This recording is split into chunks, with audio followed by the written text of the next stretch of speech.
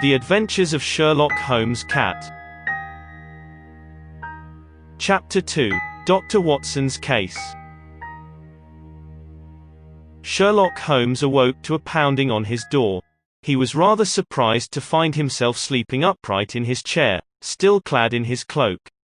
Yet, he felt wonderfully rested for the first time in many weeks. He was even more surprised to find a small cat slumbering on his shoulder. He had slept so long and deep, his normally sharp mind was dulled by drowsiness. It took him a moment to recall that he had brought the scrappy little thing home himself. The why was a bit of a mystery in his somnolent state. The pounding repeated, more urgently. He struggled to his feet, always such a long way up. His furry passenger didn't bother to rouse from its perch, so he opened the door with the cat on his shoulder. The friend who had abandoned him in favor of that woman burst in, as if the hounds of hell were snarling at his heels. Dr. John Watson didn't even notice the cat on Holmes' shoulder. John was not the most observant of men, unless a pretty woman was within 100 yards of him. John never failed to observe the fairest of the fairer sex. Sherlock was relieved John hadn't brought his smelly dog along, as he was oft prone to do. "Come in," he said, with a sweep of his arm, despite the fact that John was already in.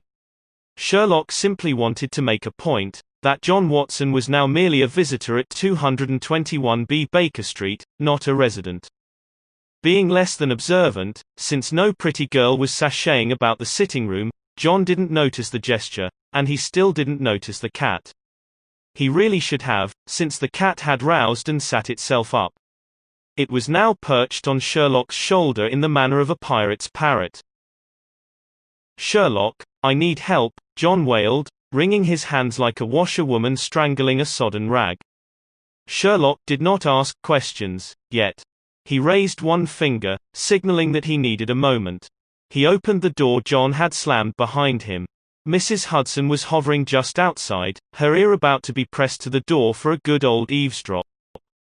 Her lip rouge was freshly applied, but not quite where it should be, and it was a bit smeared, as if applied with a hurried hand. Watson's panicked pounding on the door would have alerted the landlady to the fact that something interesting was afoot, and she never liked to miss out on her upstairs boarder's exciting cases.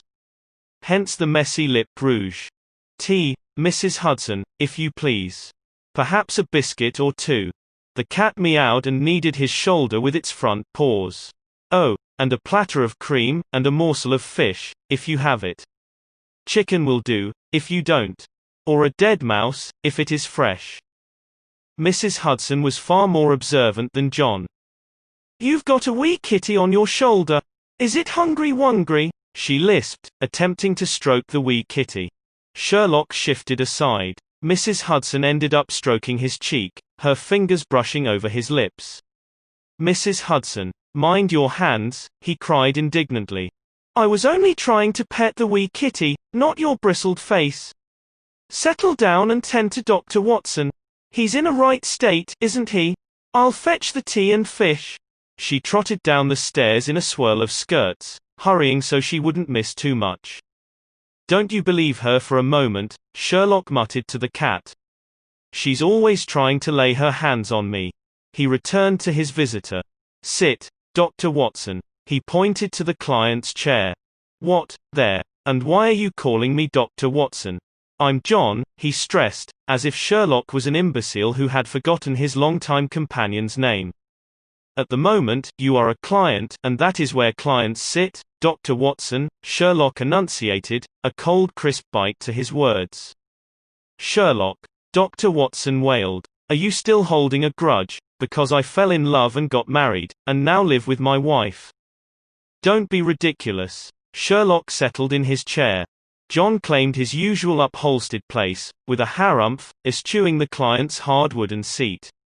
He gazed straight at Sherlock with a frustrated glare, and he finally noticed the cat.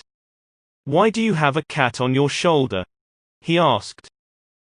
"This is Watson," Sherlock announced, patting the cat on the head. "You have a wife. I have a cat, and it is named Watson. Not Dr. Watson, merely Watson," he stated. "If you call me Dr. Watson again, I am going to throw something at your head, John said. My name is John, as you well know. Or Watson, if you must. I am still your friend, even though I am now a happily married man. And I need your help greatly. Something dreadful has happened. He got back to wringing his hands. Sherlock wished Mrs. Hudson would hurry up with the tea. It would give John something to do with his hands, before he sprained all his fingers.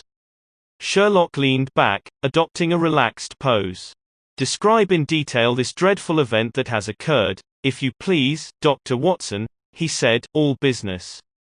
John did not throw something at his head, as threatened, yet he did sigh so ferociously, it was akin to a growl one might hear when visiting the zoological gardens in the Regent's Park. Sherlock's new feline companion, who was perhaps now stuck with the name Watson, leapt down from his shoulder onto his lap. The little cat sat there so alertly, he seemed to be all ears, eager to listen to John's tale of woe.